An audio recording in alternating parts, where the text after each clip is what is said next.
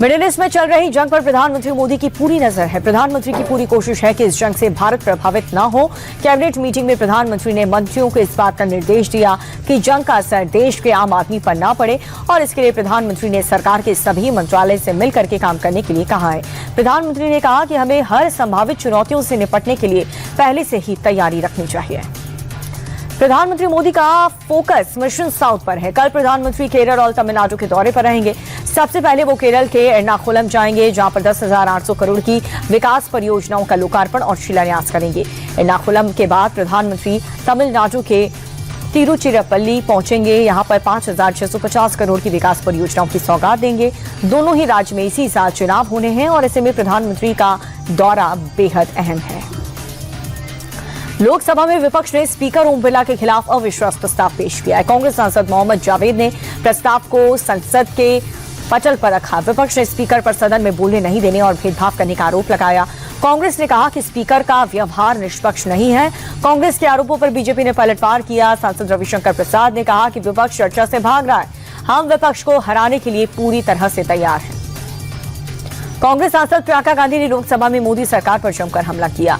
Speaker के खिलाफ अविश्वास प्रस्ताव पर चर्चा के दौरान प्रियंका गांधी ने कहा कि सरकार को सच सुनना अच्छा नहीं लगता, इसीलिए नेता विपक्ष जब भी बोलते हैं तो उनका माइक ऑफ कर दिया जाता है। नेता विपक्ष राहुल गांधी सदन में सच बोलते हैं और इसीलिए सरकार को उनसे दिक्कत है। प्रियंका ने कहा कि राहुल गांधी एकमात्र ऐसे व्यक्ति हैं जो इस सरकार के सामने कभी नहीं झुकते हैं। स्पीकर के खिलाफ अविश्वास प्रस्ताव पर बहस के दौरान कांग्रेस सांसद गौरव गोगोई ने कहा कि यह प्रस्ताव किसी व्यक्ति के खिलाफ नहीं है। हम प्रस्ताव लाकर के खुश नहीं हैं, लेकिन सदन की गरिमा की रक्षा के लिए यह प्रस्ताव लाना पड़ा। कांग्रेस सांसद ने कहा कि स्पीकर सरकार की नहीं, पूरे सदन की आवाज है, उन्हें निष्पक्ष होना चाहिए। स्पीकर के लिए पक्ष और विपक्ष समान होने चाहिए। नेता विपक्ष को बोलने नहीं दिया जाता। बजट सत्र के दूसरे चरण के दूसरे दिन सदन में फिर से हंगामा हुआ। लोकसभा की कार्रवाई शुरू होते ही विपक्षी सांसदों ने जमकर बवाल काटा। एसआईआर के मुद्दे पर जमकर नारेबाजी की।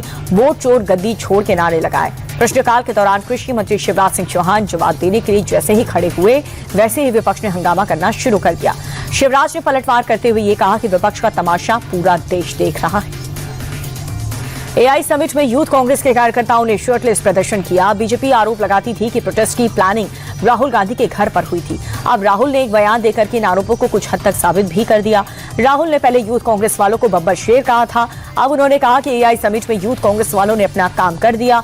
महिला कार्यकर्ताओं को संबोधित करते हुए राहुल ने यह कहा कि एआई समिट में यूथ कांग्रेस ने काम तमाम कर दिया है।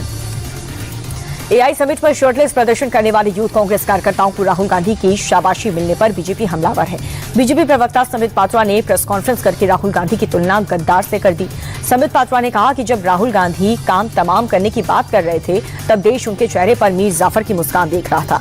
सिर्फ गद्दार को ही अपने देश को गिरते हुए देख करके खुशी होती है। अब ये साबित हो गया है कि राहुल गांधी भी भारत को अपमानित और बदनाम करने की योजना के आर्किटेक्चर, योजनाकार और उसके कर्ता धर्ता थे। तृणमूल देश में मुख्य चुनाव आयुक्त ज्ञानेश कुमार के खिलाफ महाभियोग लाने की तैयारी में है। बताया जा रहा है कि इसके लिए टीएमसी ने इंडिया गठबंधन के साथियों के साथ बात कर ली है। गठबंधन में सहमति भी बन चुकी है। टीएमसी महाभियोग के प्रस्ताव की ड्राफ्टिंग कर रही है। बता दें कि सीसी इस वक्त बंगाल दौरे पर है। हावड़ा में टीएमसी ने आज उनके काफिले को काले झंडे दिखाए।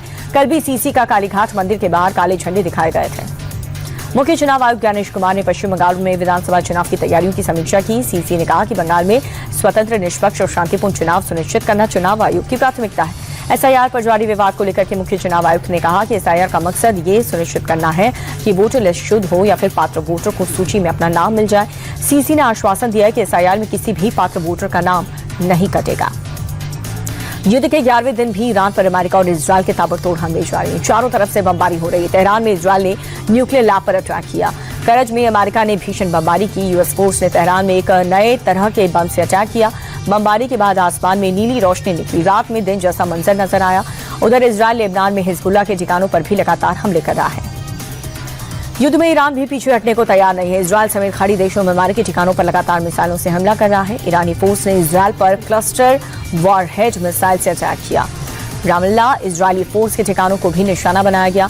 तेल अवीव में ईरान लगातार मिसाइलें दाग रहा है। कतर, कुवैत, बहरीन में अमेरिकी ठिकानों पर ईरान लगातार निशाना बना रहा है। बहरीन में उस होटल में भी ईरान ने अटैक कर दिया जिसमें अमेरिकी अधिकारी ठहरे हुए थे। जंग के बीच ईरान ने अमेरिका को चेतावनी दी है। आईआरजीसी की तरफ से कहा गया कि अब ईरान 1 टन से ज्यादा वॉरहेड वाली मिसाइलों का इस्तेमाल करेगा। ईरान ने कहा कि दुश्मनों को पूरी तरह से खत्म किया जाएगा। बता दें कि अब तक 1 टन से कम वॉरहेड की मिसाइलों ने इजरायल में काफी नुकसान किया। एक्सपर्ट का मानना यह है कि अगर ऐसा हुआ तो इजरायल में भारी नुकसान हो सकता है और तबाही का स्तर और भी ज्यादा बढ़ सकता है। ग्लोबल मार्केट में तेल की कीमतों में गिरावट देखने को मिल रही है। मंगलवार को एशिया में ब्रेंट क्रूड ऑयल की कीमतें 8.5% गिर गई, जिसके बाद प्रति बैरल की कीमत $92.50 पर आ गई। अमेरिकी तेल की कीमत $88.60 पर आ गई है। अमेरिकी राष्ट्रपति डोनाल्ड ट्रंप के युद्ध को जल्द खत्म करने वाले बयान के बाद से कीमतों में गिरावट दर्ज की गई। पिछले कई दिनों से कच्चे तेल की कीमत आसमान छू रही है। मिडिल ईस्ट में तनाव का असर तेल पर दिखाई दे रहा है। खाड़ी की जंग ने दुनिया भर में तेल संकट पैदा कर दिया और इसे लेकर के दुनिया की सबसे बड़ी तेल कंपनी अरामको ने बड़ा बयान दिया।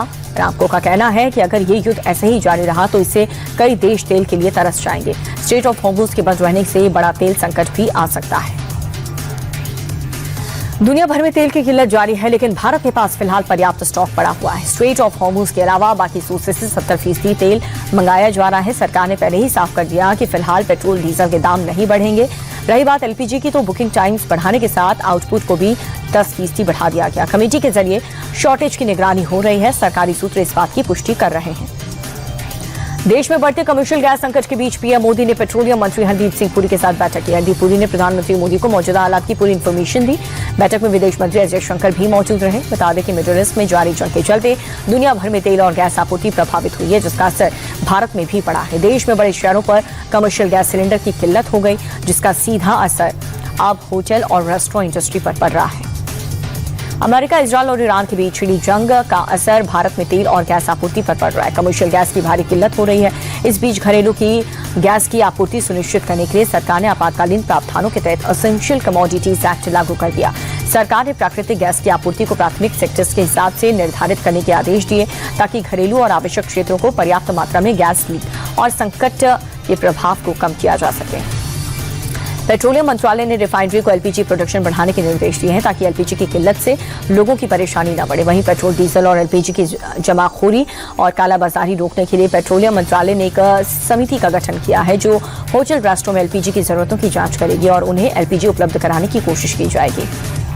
तेल और गैस संकट को लेकर के विपक्ष ने सरकार पर सवाल उठाना शुरू कर दिया। समाजवादी पार्टी के सांसद रामगोपाल यादव ने साफ कह दिया है कि सरकार स्टॉक को लेकर के देश की जनता को गुमराह करेगी। सरकार की नीतियों से देश को नुकसान हो रहा है। वहीं जेएमएम सांसद महुआ माझी ने रांची में पेट्रोल पंप से लेकर के गैस एजेंसियों में लंबी कतार देखने को मिल रही है। सरकार को अपनी नीति स्पष्ट करनी चाहिए।